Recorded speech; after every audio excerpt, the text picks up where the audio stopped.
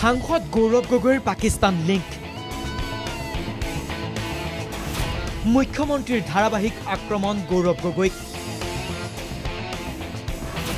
গৌৰৱৰ নিৰ্বাচনী প্ৰচাৰত বিজেপিৰ বাধা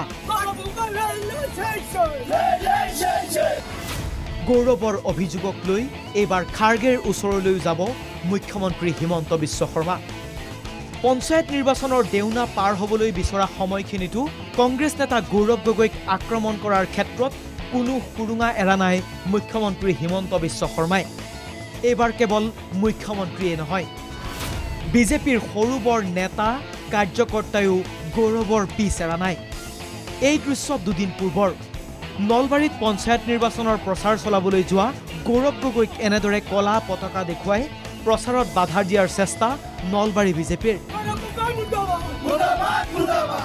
পাকিস্তান মুৰ্দাবাদ আৰু গৌৰৱ গগৈ গো বেক শ্লোগানেৰে প্ৰচাৰত বাধা দিয়াৰ চেষ্টা নলবাৰী বিজেপিৰ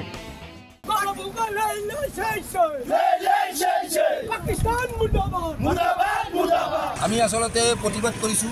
হিন্দুস্তানত আমাৰ যে গৌৰৱ গগৈ আমি শুনি পাই আছো যে গৌৰৱ গগৈ পাকিস্তানত গৈছে এই ব্যক্তিজন ইয়াত সোমোৱাৰ কাৰণে আমি তেখেতক পলবতকা দাঙি গৌৰৱ গগৈ মুৰ্দাবাদ পাকিস্তান মুৰ্দাবাদ দিছো ইয়াৰ মাজতে গৌৰৱৰ পক্ষত থিয় দিছে প্ৰদেশ কংগ্ৰেছৰ সভাপতি ভূপেন বৰা আৰু অসম জাতীয় পৰিষদৰ সভাপতি লুৰিণজ্যোতি গগৈ ভূপেন বৰাৰ মন্তব্য বিজেপিয়ে উন্নয়নৰ ব্যৰ্থতা ঢাকিবলৈ গৌৰৱ গগৈক অযথা আক্ৰমণ কৰি আছে আনহাতে লুৰিণজ্যোতি গগৈৰ মন্তব্য এই বলপূৰ্বক বাধা আৰু অভদ্ৰ আচৰণৰ উত্তৰ জনতাই দিব এতিয়া পঞ্চায়ত নিৰ্বাচনত মানুহে শুনিব বিচাৰিছে মূল্য বৃদ্ধিৰ কথা নিবনুৱা সমস্যাৰ কথা বানপানী গৰাখহনীয়াৰ কথা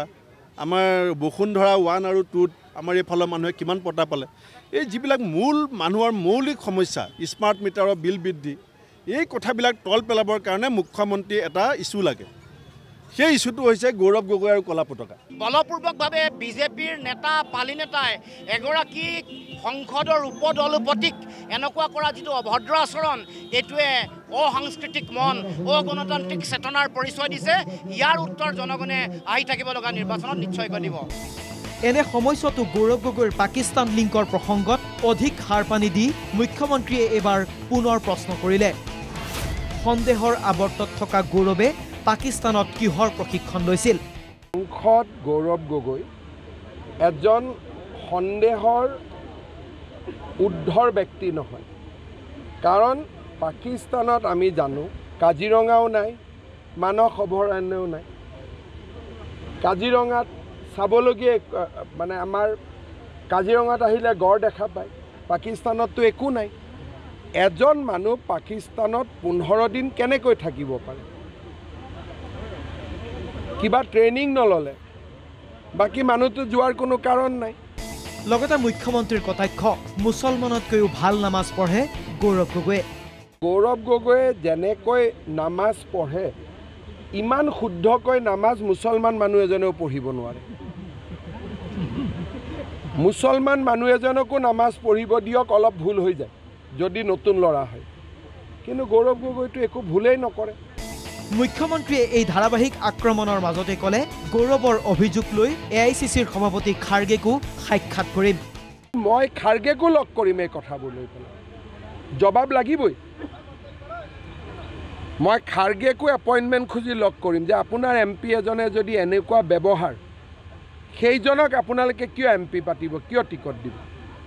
এনে অৱস্থাত মুখ্যমন্ত্ৰী আৰু বিজেপি এই সন্দৰ্ভত আত্মবিশ্বাসী গৌৰৱ গগৈৰ পাকিস্তান লিংক ৰাজহুৱা হ'বই কিন্তু ইয়াৰ বিপৰীতে গৌৰৱ গগৈও বাৰম্বাৰ কৈ আহিছে সাহস থাকিলে প্ৰমাণ কৰক পাকিস্তান লিংক এনে পৰিৱেশত এতিয়া সাধাৰণ জনতা কাৰ ফালে ঢাল খাব সেয়াও লক্ষণীয় হ'ব বিজেপিৰ এই ধাৰাবাহিক আক্ৰমণে গৌৰৱক প্ৰকান্তৰে সহায়হে কৰিব নেকি সেয়াও কিন্তু মন কৰিবলগীয়াহে হ'ব ব্যুৰো ৰিপৰ্ট NKTV